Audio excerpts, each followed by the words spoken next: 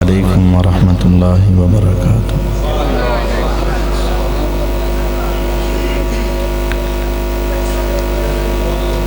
الحمد للہ حمدا کثیرا طیبا مبارکا فیہ مبارکا علیہ کما یحب ربنا ویرضى۔ الحمد للہ الذی ہدانا لہذا وما كنا لنهتدي لولا أن هدانا الله۔ اللهم صل على محمد وعلى آل محمد كما صليت على إبراهيم وعلى آل إبراهيم إنك حميد مجيد۔ اللهم بارك على محمد وعلى آل محمد كما باركت على إبراهيم وعلى آل إبراهيم إنك حميد مجيد۔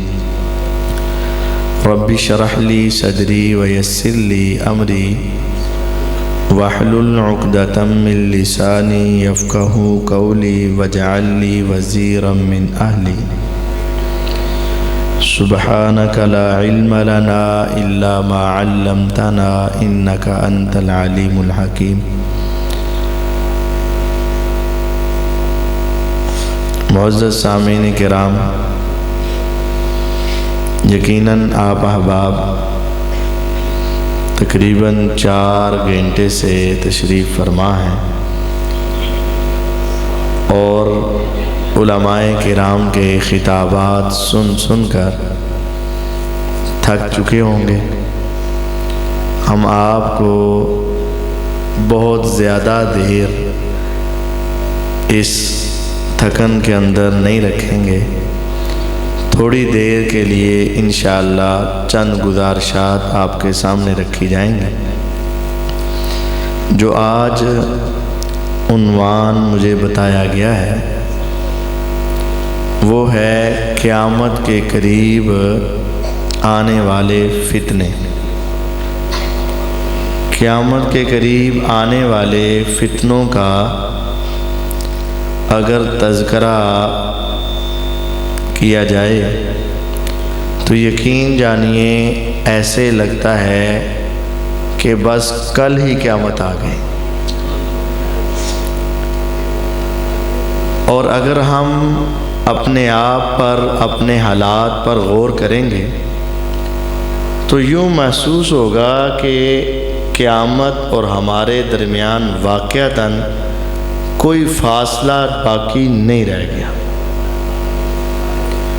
حدیث پاک ہے، اب غور کیجئے گا 2 3 4 باتوں پر۔ آپ علیہ السلام نے فرمایا تھا کہ تمہارے اندر اس قدر فتنے آئیں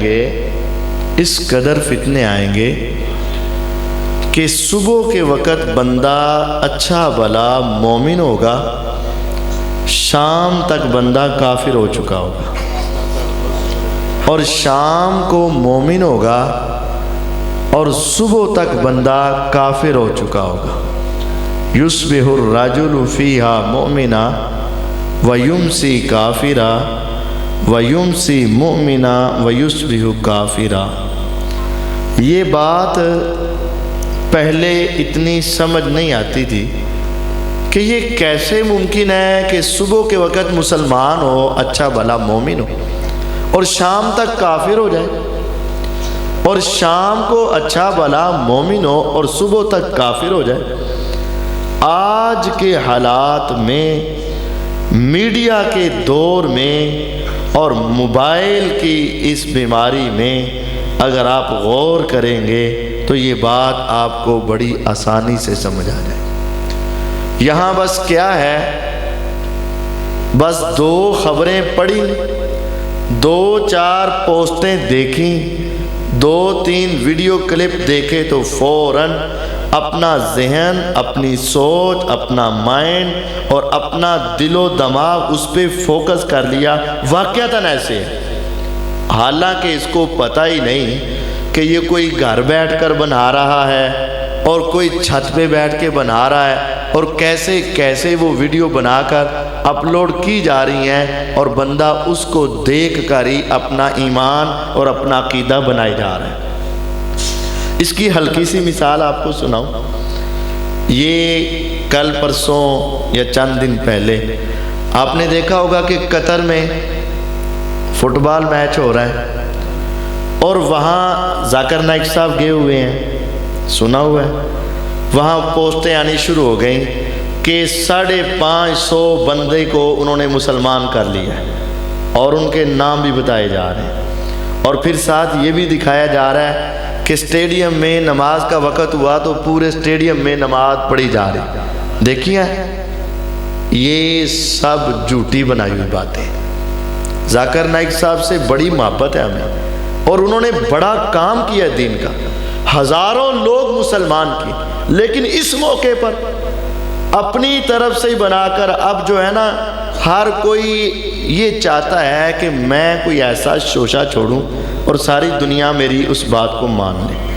تو آج کل موبائل کے اوپر کسی کے حق میں اور کسی کے خلاف، کسی کے ساتھ اور کسی کے پیچھے ایسی باتیں کی جا رہی ہیں کہ بندہ 2-3 مرتبہ دیکھ کر پکا ہو جاتا ہے اور اسی پر اپنا عقیدہ بنا لیتا ہے، اور بسا اوقات وہ معاملہ اتنا بڑا ہوتا ہے کہ انسان مسلمان سے کافر ہو جاتا ہے اور کافر سے مسلمان ہو جاتا ہے۔ یہ فتنہ آج ہمارے پاس ہے۔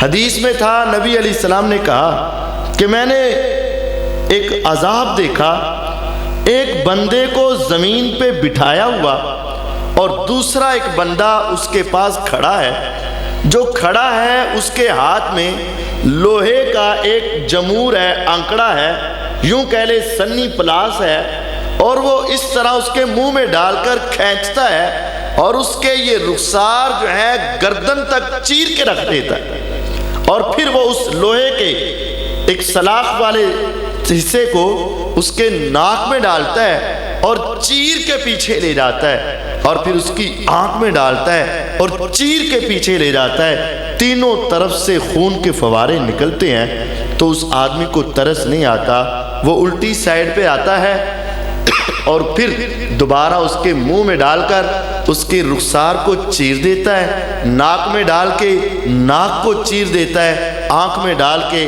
آنکھ کو پھوڑ دیتا ہے، ادھر سے خون نکلتا ہے تو اتنی دیر میں یہ صحیح ہو جاتا ہے، پھر یہ ادھر آ کر دوبارہ چیرتا ہے، اتنی دیر میں یہ صحیح ہو جاتا ہے۔ یہ بار بار اتنا المناک اور دردناک سین پیش ہو رہا ہے۔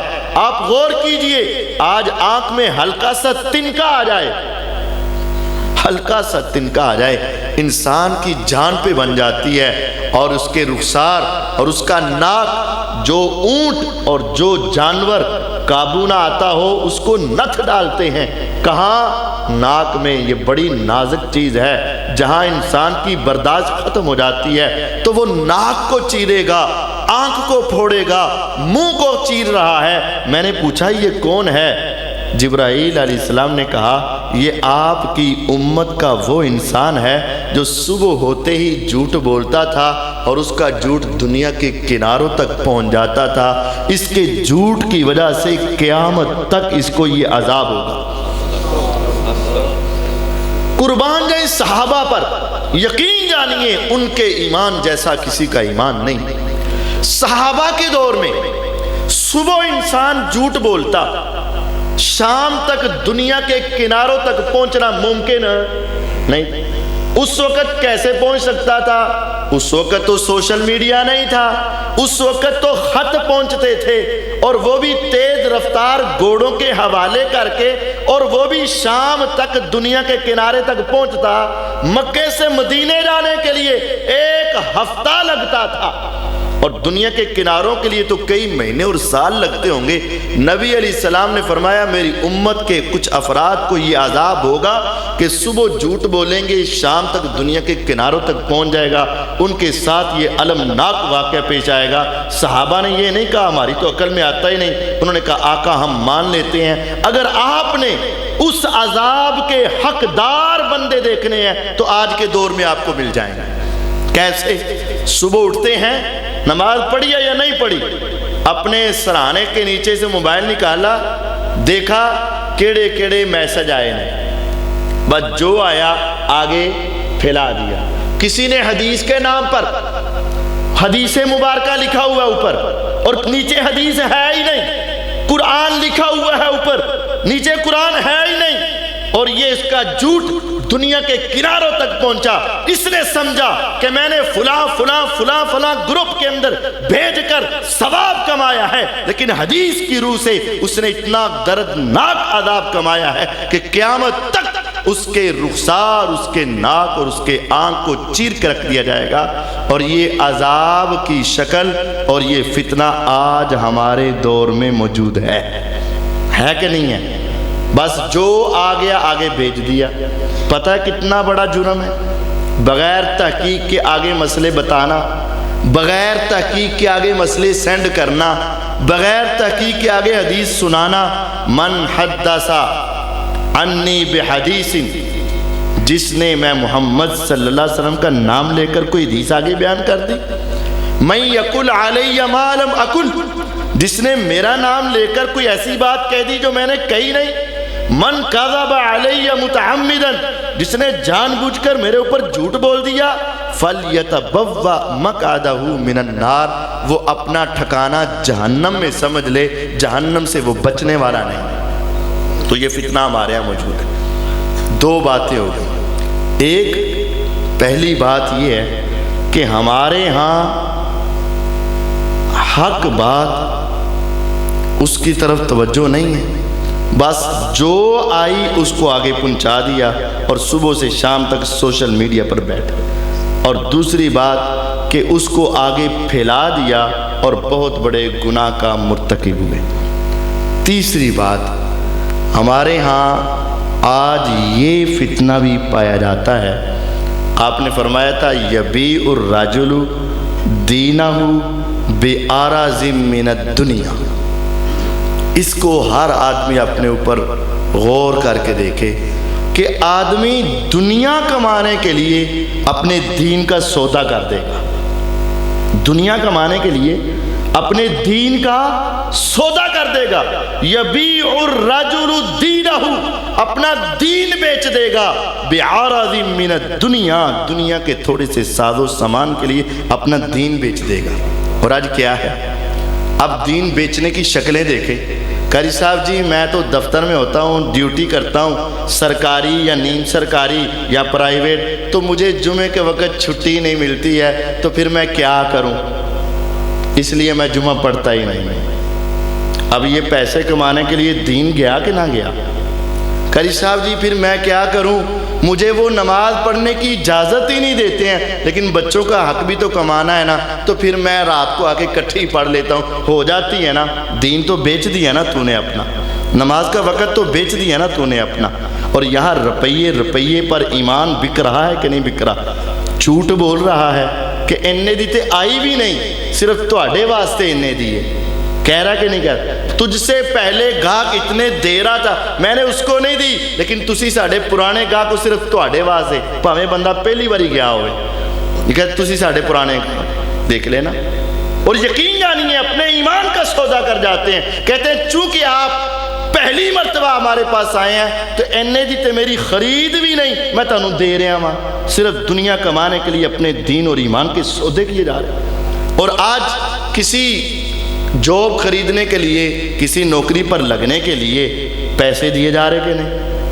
پیسے دیے جا رہے کہ نہیں؟ رشوت دی جا رہی کہ نہیں؟ اور آج کم تولا جا رہا ہے کہ نہیں؟ فراڈ کیا جا رہا ہے کہ نہیں؟ 2 نمبر چیز پہ 1 نمبر کا سٹیکر لگا کے بیچا جا رہا ہے کہ نہیں؟ یقین جانیے سینکڑوں مثالیں ہیں. یبیع الرجل دینہ, اپنے دین کا سودا کرے گا. بعرض من الدنیا, تھوڑے سے پیسوں کی خاطر. آج تو فتوے بک جاتے ہیں, آج تو مسئلے بک جاتے ہیں, اور آج تو کسی کی رضا کی خاطر مسئلے بدل دیے جاتے ہیں.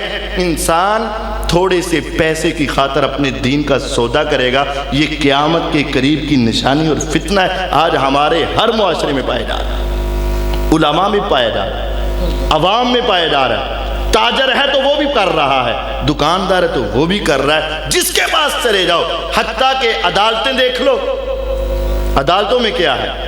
کیا دین نہیں بک رہا؟ جھوٹی گواہی دینے کے لیے عدالت کے باہر بندے کھڑے ہیں، بھئی 1000 روپیہ مجھے دے دو، مجھے چاہے قرآن اٹھوا لو، میں تیرے حق کی گواہی دے دوں گا۔ اپنے دین کا بیڑا غرق کیا جا رہا ہے۔ یہ فتنہ ہے قیامت کے قریب کا کہ انسان اپنے مال کے ہوس میں اس قدر بڑھ جائے گا کہ اپنے دین کے سودے کرنے شروع کر دے۔ چوتھی بات کہ یہ شرک اس قدر بڑھ جائے گا کہ انسان اس سے بچنا بہت مشکل ہو جائے گا۔ نبی کریم صلی اللہ علیہ وسلم نے فرمایا لا تقوم الساعة حتی تعبد اللات والعزی، اے میرے صحابہ اس وقت تک قیامت قائم نہیں ہوگی حتیٰ کہ لات اور عزیٰ جو پیغمبر علیہ السلام کی آمد سے پہلے بت تھے نا، جن کی پوجا ہوتی تھی، فرمایا قیامت کے قریب پھر ان بتوں کی پوجا شروع ہو جائے گی، اس وقت تک قیامت نہیں قائم۔ پھر آپ نے فرمایا لا تقوم الساعة حتی تلحق قبائل من امتی بالاوثان، میری امت کے کچھ قبیلے مشرکوں سے مل جائیں گے، اور میری امت کے قبیلے حتی تعبد قبائل من امتی بالاوثان، میری امت کے کچھ قبیلے بت پرستی پہ لگ جائیں گے، اور یہ فتنہ قرب قیامت قائم ہو کر رہے گا۔ آج یہ سمجھا جاتا ہے کہ بت جو ہے وہ صرف پتھر کا ہوتا ہے، بھئی بت پلاسٹک کا بھی ہو جاتا ہے کہ نہیں؟ بت لوہے کا بھی ہو سکتا ہے کہ نہیں؟ بت لکڑی کا بھی ہو سکتا ہے کہ نہیں؟ تو بت کاغذ کا نہیں ہو سکتا؟ ہو سکتا ہے نا۔ تو ہر دیوار پر تصویر لگی ہوتی ہے، دکان کھولتا ہے تو پہلے جا کے اس کے سامنے کھڑا ہوتا ہے، ہاتھ لگا کے چومتا ہے، پھرتا ہے، کہتا ہے ذرا خیال کرنا۔ تو یہ بتوں کی پوجا شروع ہو گئی کہ نہیں ہوگی؟ بزرگان دین کی جو تصویریں اپنی اپنی دکانوں پہ لگا رکھی، یہ بتوں کی پوجا ہے کہ نہیں؟ بھئی بت صرف لوہے کا نہیں ہوتا، بت صرف پتھر کا نہیں ہوتا، بت صرف نائلون کا نہیں ہوتا، بت تو کاغذ کے اوپر بھی بت بنا دیا جائے تو بت ہے۔ میرے نبی علیہ السلام کی حدیث ہے اس وقت تک قیامت قائم نہیں ہوگی جب تک میری امت بتوں کی پجاری نہیں بن جائے گی، اور آج یہ بتوں کی پوجا بھی کثرت سے پائی جا رہی ہے، بہت جگہ پہ پائی جا رہی ہے۔ اور پھر میرے نبی علیہ السلام نے فرمایا تھا جس طرح میری آمد سے پہلے ذی الخلصہ ایک بت تھا، وہاں لوگ بیت اللہ کو چھوڑ کر اس بت کے ارد گرد طواف کرتے تھے، فرمایا اس وقت تک قیامت قائم نہیں ہوگی جب تک میری امت کے لوگ بھی بتوں کا طواف نہیں کریں گے۔ اور آج دیکھ لو، نہیں آپ کو پتا تو آؤ میرے ساتھ لاہور میں چلو، سنگھ پورے کے علاقے کے پاس اندر چلو، انجن شیڈ کے پاس لمبی گلی والے دربار میں چلو، وہاں جا کر دیکھ لینا اوپر روزانہ طواف ہو رہے ہیں۔ یہ فتنے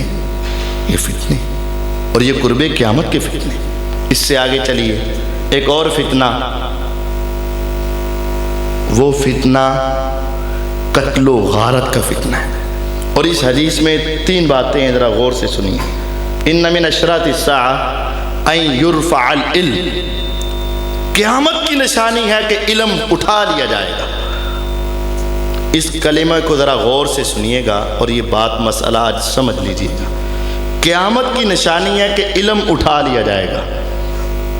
قاری صاحب جی پہلے سے تو زیادہ پڑھے لکھے لوگ ہیں، پہلے کم پڑھے ہوتے تھے، یہ تو تعلیم بڑھ رہی ہے، سکول بڑھ رہے ہیں، کالج بڑھ رہے ہیں، یونیورسٹیاں بڑھ رہی ہیں، اکیڈمیز بڑھ رہی ہیں، لوگ پڑھے لکھے ہو رہے ہیں، آپ کہتے ہیں قیامت کی نشانی علم کو اٹھا لیا جائے گا۔ یہی تو مسئلہ سمجھانا چاہتا ہوں، یہ سب کچھ بڑھ رہا ہے اور واقعتاً علم کم ہو رہا ہے۔ سب اس مسئلے کو سمجھیے، قیامت کی نشانی ہے علم اٹھا لیا جائے گا، علم ختم ہو جائے گا۔ علم کیا ہے؟ علم کس چیز کا نام ہے؟ ہمارے ہاں یہ بڑا ظلم ہوا ہے، جو فن تھا اس کو علم بنا دیا، جو فن تھا اسے علم بنا دیا۔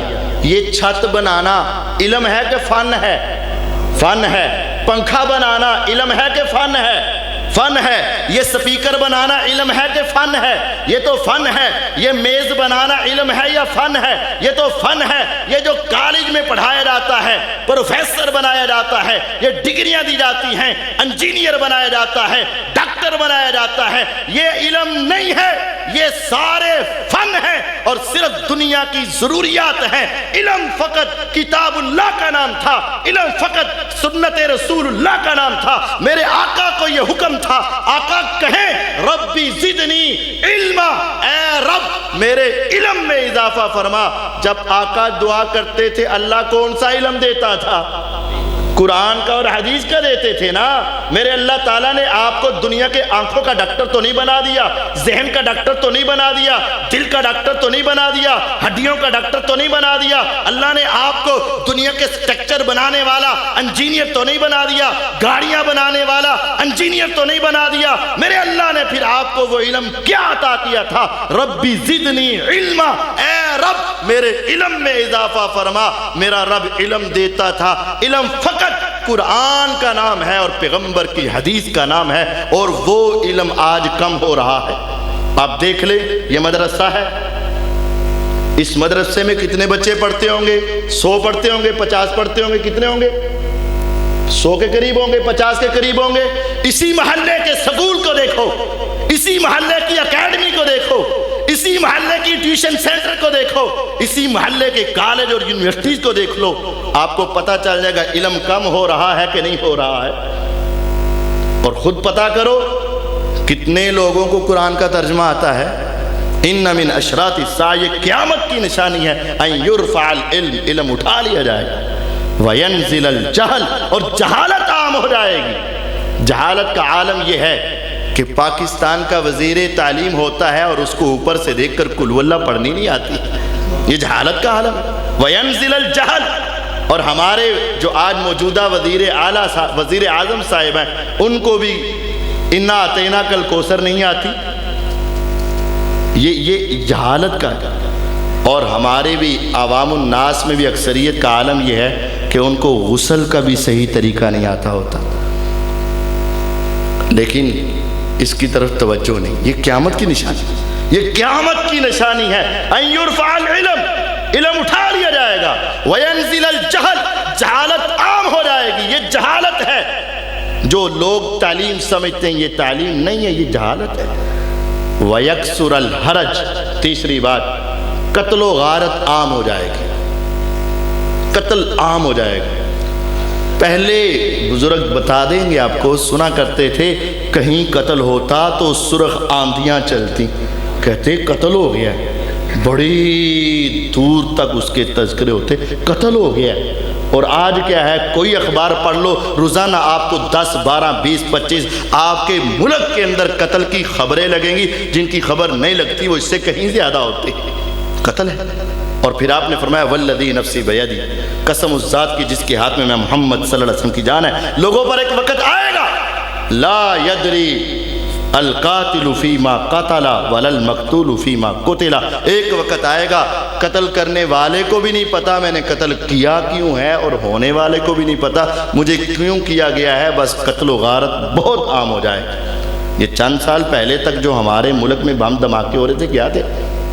نہ قاتل کو پتا ہے میں کیوں مار رہا ہوں، اور نہ مقتول کو پتا ہے مجھے کیوں مارا جا رہا ہے۔ یہ قتل و غارت کی کثرت، یہ بھی قیامت کی نشانی۔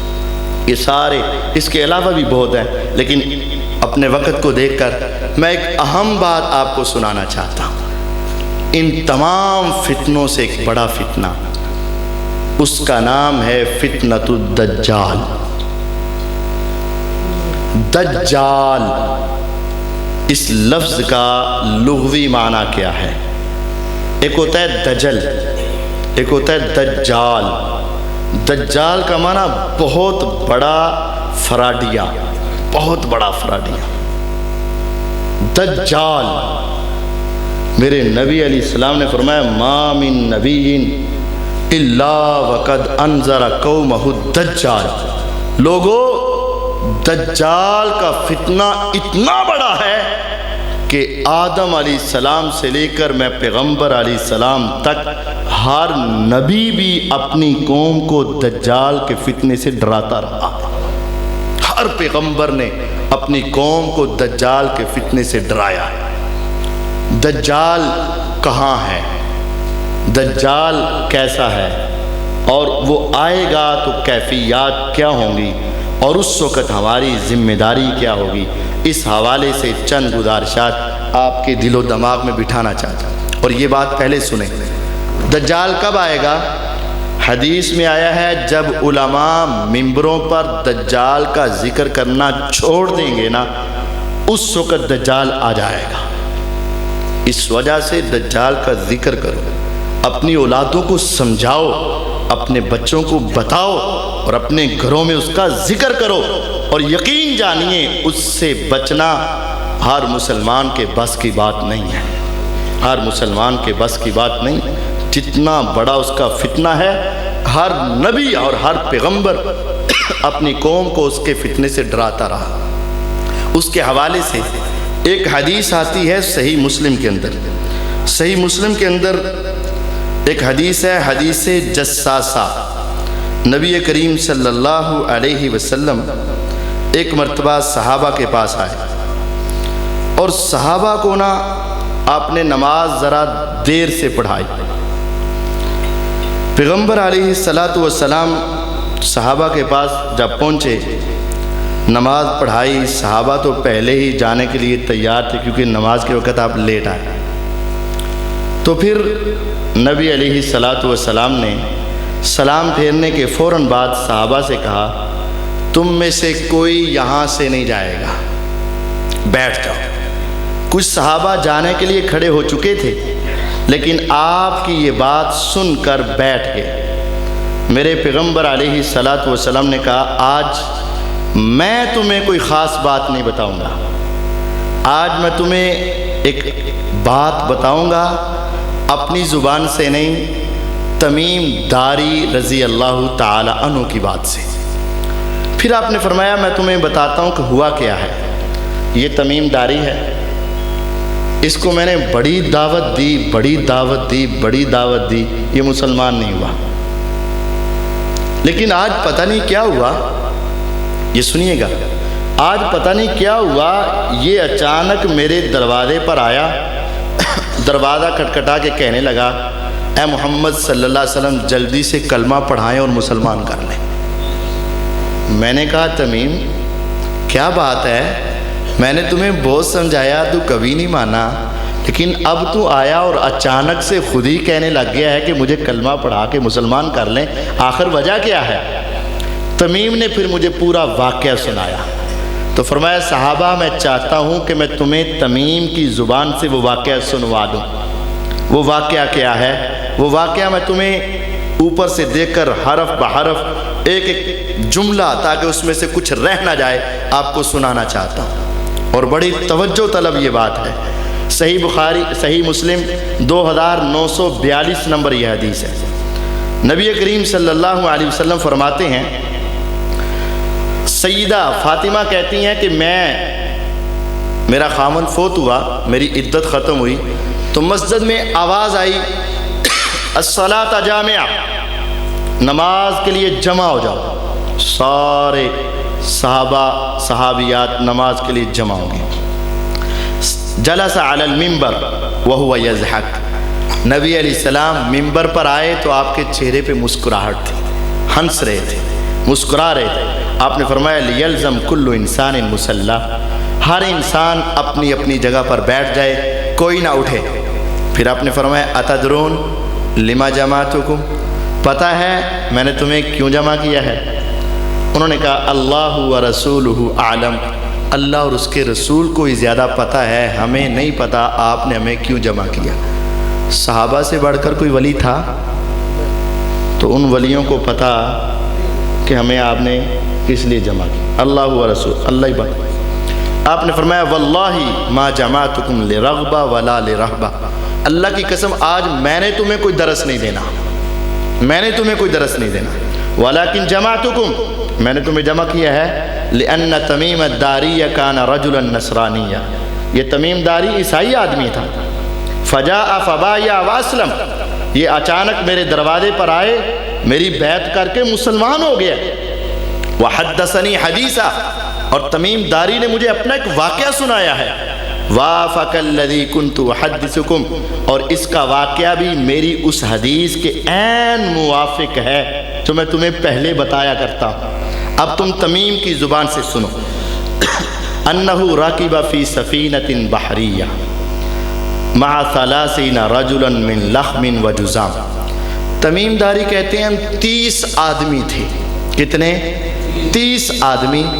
اس کے اندر لخم اور جزام قبیلے کے 30 آدمی ایک کشتی میں بیٹھ کر سفر کر رہے تھے۔ فلعب بہم الموج الشہر، کشتیوں کے اندر آج کل تو ریڈار ہیں، پیچھے تعلق ہے، رابطہ ہے، ہر شے ہے، لیکن اس وقت پیچھے کوئی رابطہ تعلق نہیں۔ تو کہتے ہیں ہم کشتی میں بیٹھ گئے، اچانک سے ہوائیں چلنے لگیں، طوفان آ گئے، موجیں آ گئیں، 1 مہینہ تک ہماری کشتی بھنور میں پھنسی رہی اور ہمیں ہوائیں کدھر کدھر لے گئی ہمیں پتہ ہی نہیں چلا۔ کتنی دیر؟ 1 مہینہ ہوائیں ہمیں اپنی مرضی سے چلاتی نہیں، اتنی تیز چلی کہ موجیں ہمیں اڑا کے لے گئیں، ہمیں کچھ پتہ نہیں چلا۔ 1 مہینے تک ہم سمندر کے اندر گم رہے۔ ذرا حساب لگاؤ اس وقت ان کے دلوں کے اوپر موت کا خوف کتنا طاری ہوگا۔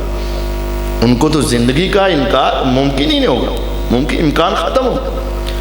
تو پھر 1 مہینے کے بعد ان کی کشتی ٹوٹ گئی اور وہ لوگ ان کے پھٹوں کے اوپر بیٹھ کر ایک جزیرے تک پہنچ گئے۔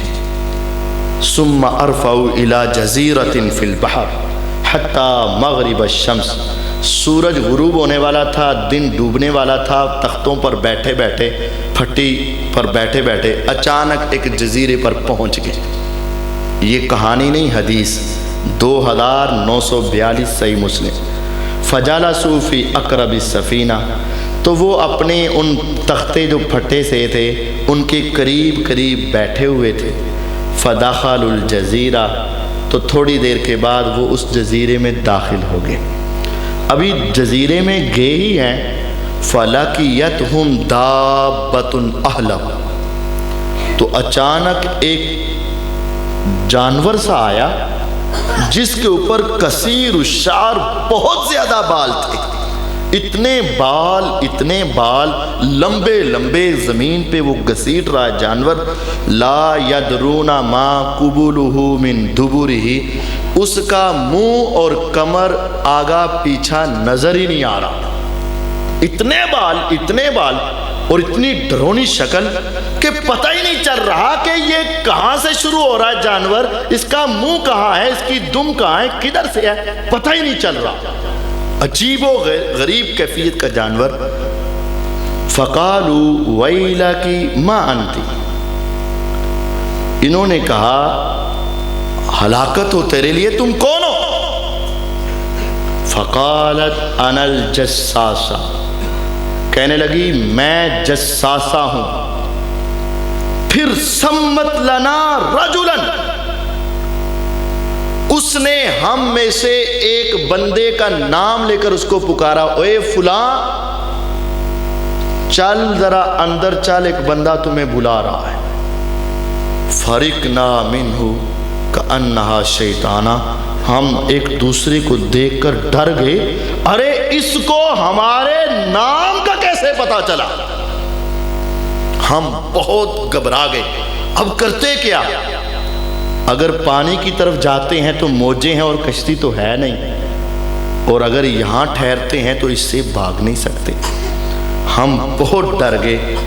اس نے ہمارا نام لیا اور اس نے کہا ایھا القوم انطلقوا الی ھذا الرجل فی الدیر، چلو اس کمرے میں ایک بندہ ہے وہ تمہیں ملنا چاہ رہا ہے، اس کے پاس چلو۔ فانطلقنا سراعا، ہم نے کہا یہاں انسان ہے کوئی؟ تو ہم دوڑ کر اس کمرے میں گئے۔ حتی دخلنا الدیر، حتیٰ کہ ہم اس کمرے میں پہنچ گئے۔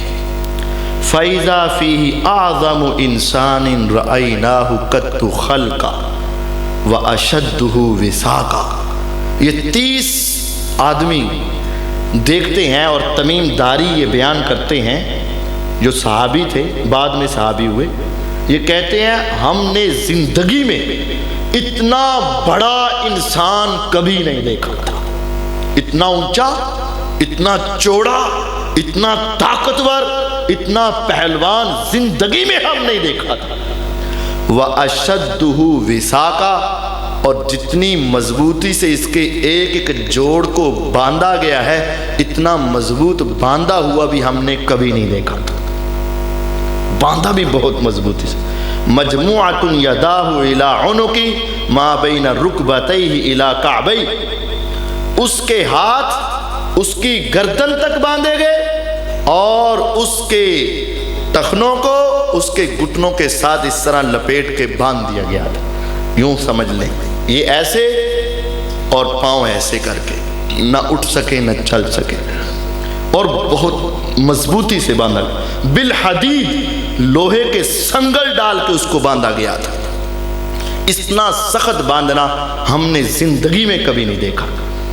قلنا ویلک ما انت، ہم نے کہا تیری بربادی ہو، تو کون ہے؟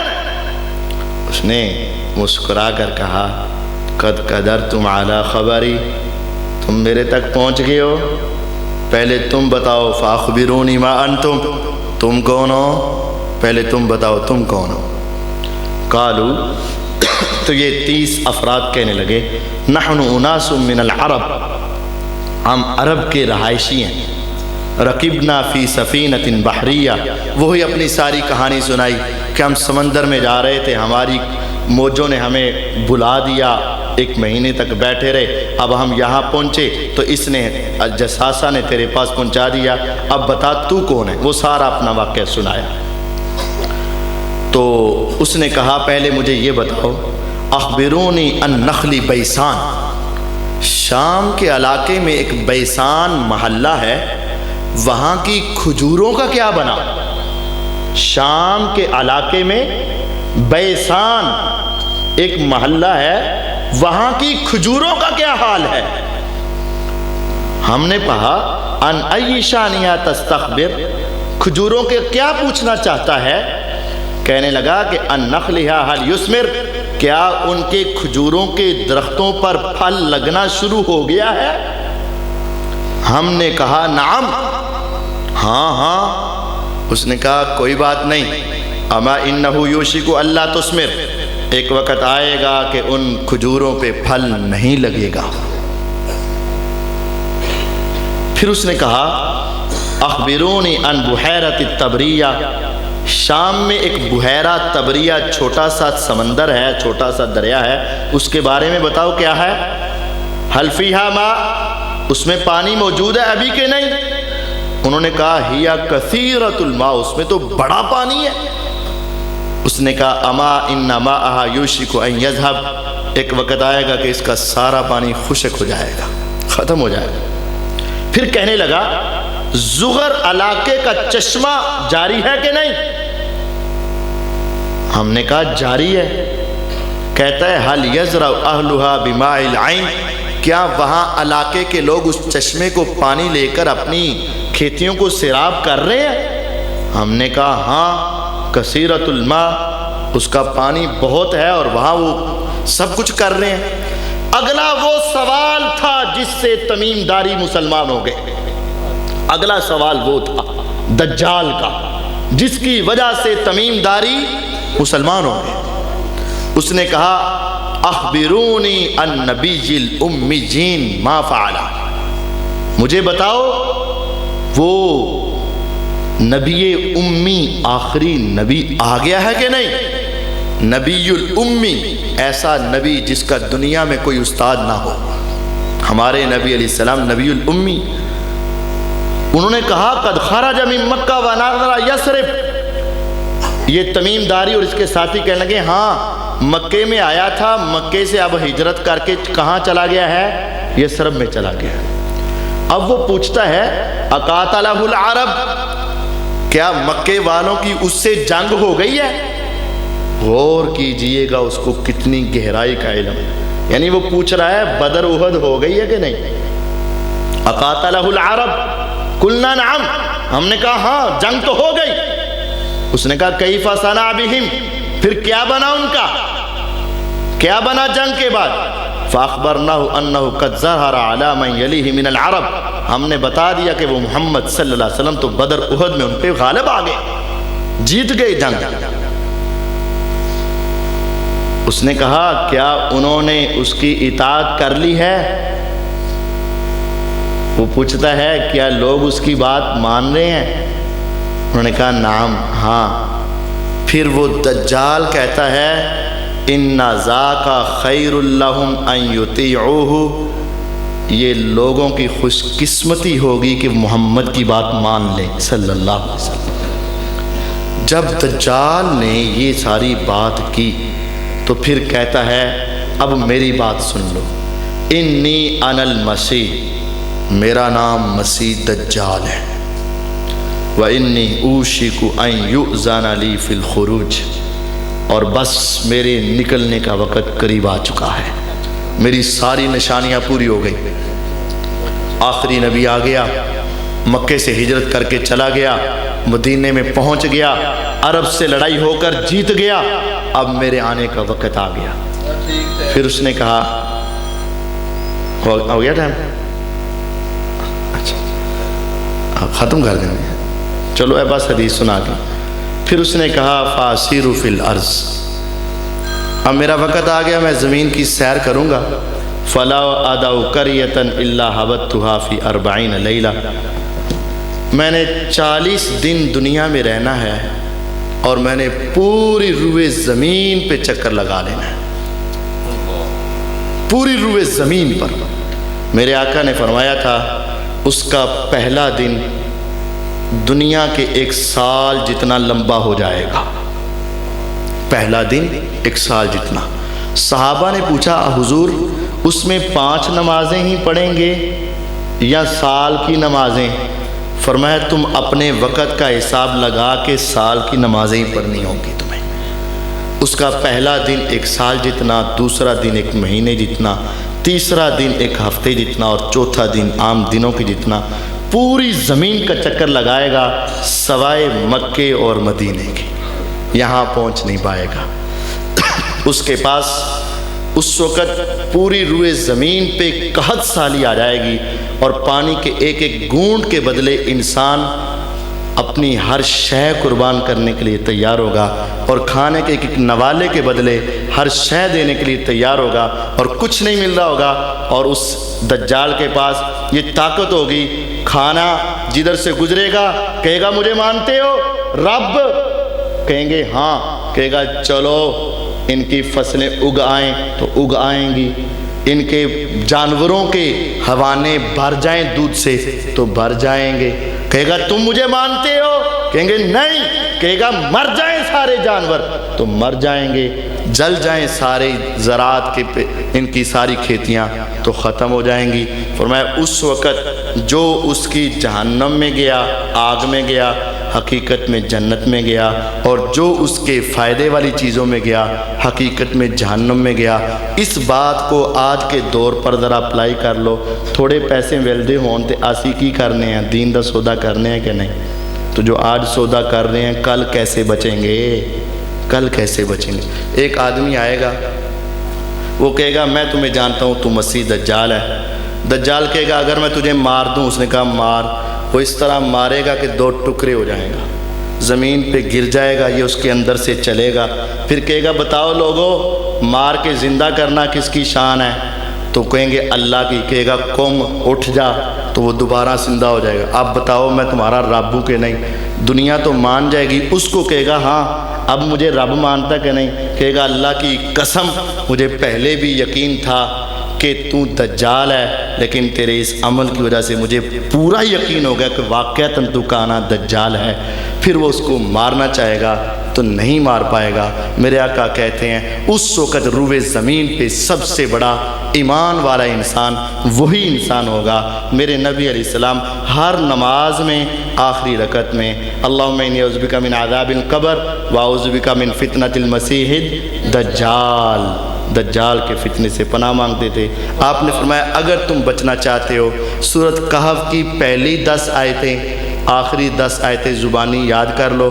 اگر تمہیں کسی موقع پر ڈر ہو کہ یہ دجال ہے کہ نہیں، 10 آیتیں پڑھ کے پھونک دو۔ اگر واقعتاً دجال ہوا تو اس کا زور کبھی بھی تمہارے اوپر نہیں چل پائے گا۔ سورۃ کہف یاد کرو، پہلی 10 آیتیں آخری 10 آیتیں، ہمیشہ کی دجال کے فتنے سے نجات پاؤ۔ اللہ تعالیٰ مجھے اور آپ کو سمجھنے اور ان فتنوں سے بچنے کی توفیق عطا فرمائے۔ وآخر دعوانا ان الحمد للہ رب العالمین۔